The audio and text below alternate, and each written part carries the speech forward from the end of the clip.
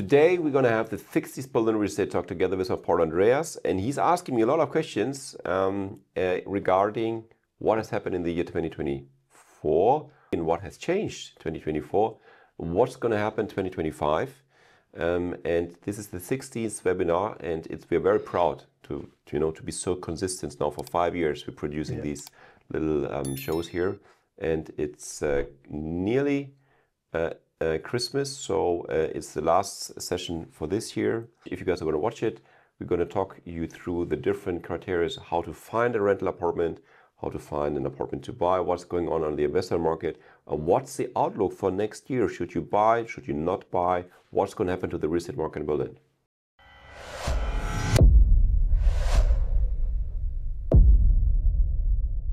Call Andreas the Oracle of Köpenick.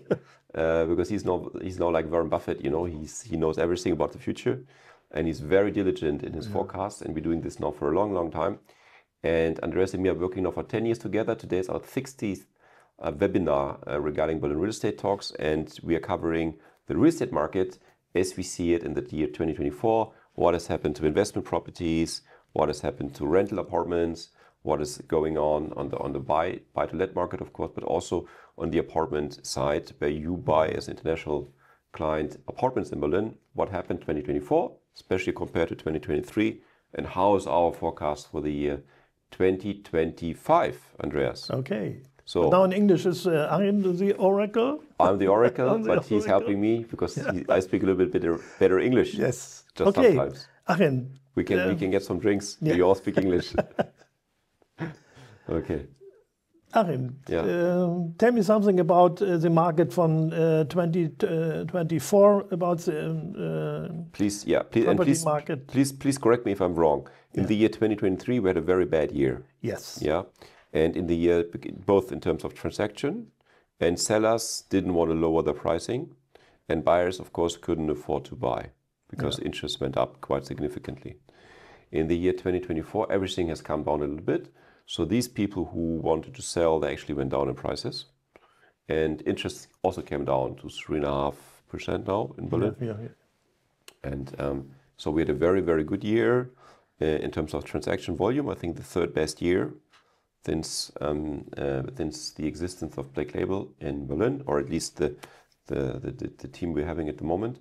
And so 2024 was a fantastic year. And also what has happened is we have seen 3 different areas. So we have seen investment properties. We have the large investment packages where we see commercial real estate, logistics, multifamily homes, all these things. And we of course have the owner-occupier market where we have people looking to buy because they are basically driven by the rental market because there's nothing. There's basically...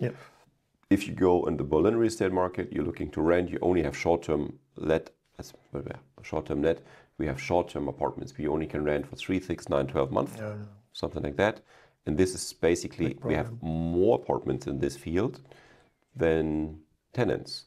Because if tenants are looking to rent, as you maybe know, we have a sister company, it's called BLP Management, where we manage around 2,000 apartments in Berlin. And the feedback there is from tenants that we are not having enough. The feedback there is from landlords that we're not having enough tenants who are looking to pay these crazy prices. So this is coming down already. So what's actually working are rental apartments long term, new build because it's not limited, the rent is not limited. And what is the problem are the apartments which are have been completed before the year 2014. Just to let you know, guys, everything that's completed before the year 2014 is considered in the current regulation as a new build, not as new build, as an old build. So it means that there's a rental regulation, which means you only can charge 8 euros. 9 to 10. 8 to 10 euros per square meter, which the market rent is between 15 to 20. So all the landlords who are having an old apartment, even it looks beautiful, it's very nice. Sometimes the old apartment looks better than the new builds. Like this little villa here, by the way, looks better than a lot of new builds. Then the landlord has no motivation to rent for 8 euros. I mean, do you think we have enough old apartments in Berlin? Enough? No. No. We don't have new enough. Building? Same. We don't have enough new builds. I mean, the demand is crazy high, but the supply is very little. But in the old buildings, you have a regulation market, and in the new building, we have free. Yeah. And that's why it's different between. Yes. So the new builds, if you rent them on the normal contract, you get between 18 to 25 euros per square meter. I mean, in these hot areas, right? Yeah. In the good areas. Yeah. And in the medium areas, you still get between 12 to 15. Yeah. Yeah. Okay. That was. So 20, that's 2024. So again, 2024. And on the investment side, we had a very difficult year on the investment market. Yeah. With very little transactions, especially when it comes to the big multifamily houses.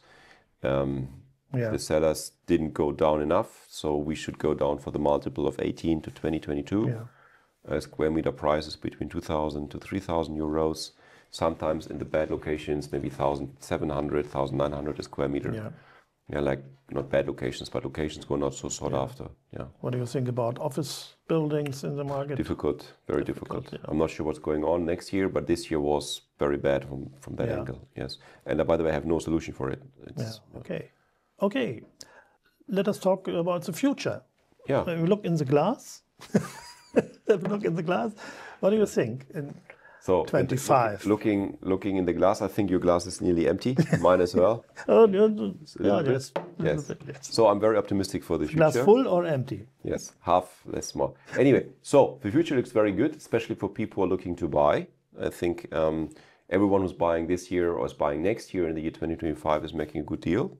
As long as you listen to the experts, which one of them is sitting here on the table, and it is important to have a realistic pricing compared to interest, compared to supply and demand. And if you go on real estate is for the long term, it's not for the short term. So it's for 10, 20 years. So if you are in the game for the 10 years and 20 years, that's again, Warren Buffett style, buy and don't sell. This is the right strategy. Yes, the yields won't be amazing. You won't get 6, 7, 8, 10% return of your investment looking on the total investment, including the mortgage. But you're going to have an amazing return of capital employed. I think this is very important. So even with realistic rents returns on the purchase price, which is only 3%, let's call it, if you're lucky, 4%, after leverage, if you're a local taxpayer, you have normal income, you get the return of your equity, which is between 10 to 20%. And please show me an investment fund, MSC World, you'll name it, who is returning between 10 to 20% per year. Yeah. And that is very safe because you know the rent's going to come in, you know what kind of mortgage you get, so you have a very safe 10-year forecast where you know what you get in terms of return. Yeah. There are a couple of surprises which you need to watch out for. So there might come surprises in the period of 10 years. One of them is renovation, energy topics. You need to renovate the building and maybe rental regulation. But the good stuff is in today's market as an investor, buy-to-let investor, you know these bad news already. You know carbon footprint That's topic. a good thing, yeah. You know the ESG criteria. You know the rental regulation. I don't think it can get any worse. Rental regulation is already horrible. So what can happen? I mean, we've seen what happened in the regulation in the market. What happens to the people? There's no one renting out apartments to normal tenants anymore because the landlord has no security that the tenant is going to leave. Even the tenant is not paying rent. Whatever, complete nightmare. So people who rent out apartments only do it on a short-term period, or they do it in new builds when you get market rent. Yeah. So that's what's happening. Okay. So I think it's an amazing time to buy at the moment because all the worst stuff is already priced in. We're having the two wars, one in the Middle East, one in Europe, who are already priced in when you buy today. And I also see interest coming down in the next couple of years. Even next year, interest, Andreas and me, please correct me, we think interest is going to stay stable, maybe goes down a little bit, but we won't see 0.5% interest or 1% interest. Maybe we see 2.5%, 3.5%. So in that range, we expect interest. Yeah.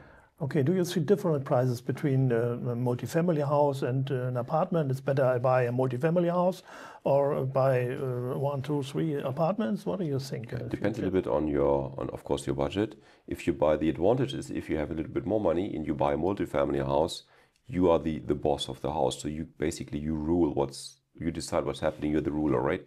If you buy an apartment in a big multifamily house, the community of owners is deciding what's going to happen and what's not going to happen. So if you want to invest into your real estate, you want to make sure that the apartment has been taken care of, the house, the facade, the cellar, the ceiling, everything else, everything's been taken care of. then you always need the consent of all the other owners, or at least the majority of the other owners, which, having said that you need the consent, you can imagine a housing association sitting there with 100 people, pretty sure no one wants to spend money. It's not great, right? So that's a big one. And in terms of buying a small apartment, I think that's always the best scenario, especially you're a first-time buyer. Always buy a small apartment, test the market, understand how it works legally with a lawyer, with a notary, with the agent, everything. Start small, and then if you're happy, grow and become bigger. Yeah. Okay. Next question is, what do you think? It's better to rent an apartment in Berlin or to buy? It depends on your life expectation. Sorry. We are in the middle age. Mick just said I'm in the middle age, and Andreas is not in the middle age anymore. So if a little bit over. A little bit slightly. So if you buy an apartment or if you rent, you need to make sure how long you want to spend time in Berlin. Yeah. People who are renting usually spend 1 or 2 years in Berlin. But if you know that you're going to spend more than a few years, try to buy. Because once you have bought the apartment, you have escaped the rental market, and you still can rent the apartment or lease the apartment to tenants in the future. Yeah. And as we both discussed already, it's a very difficult market to find a rental apartment, and this won't change in the next couple of years, thanks to regulation and politics. Yeah. What do you think about the prices in Berlin? Rising up or going down? I think they will go up. I think we're going to have a stable, like 3% per year is realistic. This is what basically I did for the last 15 years. In my forecast, always for budgeting between 3 to 5% year-on-year growth figures. People were laughing at me, Achim, I have 10%, I have 12%, but we also have seen the correction after the pandemic, where people maybe have lost 5 to 15%. Yeah.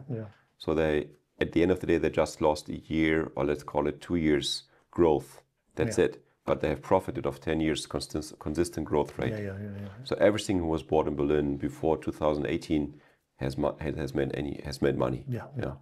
So, and I think we're going to have a similar curve, not as crazy like we had between 2010 and 2022, but a normal, stable. So it's very predictable, which is good for investors. They don't like surprises. They want to have.